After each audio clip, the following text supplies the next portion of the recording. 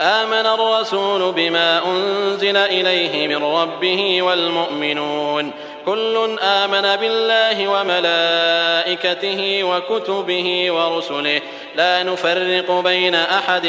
من رسله وقالوا سمعنا وأطعنا غفرانك ربنا وإليك المصير. لا يكلف الله نفسا إلا وسعها لها ما كسبت وعليها ما اكتسبت ربنا لا تؤاخذنا إن نسينا أو أخطأنا ربنا ولا تحمل علينا إصرا كما حملته على الذين من قبلنا ربنا ولا تحملنا ما لا طاقة لنا به واعف عنا واغفر لنا وارحمنا أنت مولانا فانصرنا على القوم الكافرين.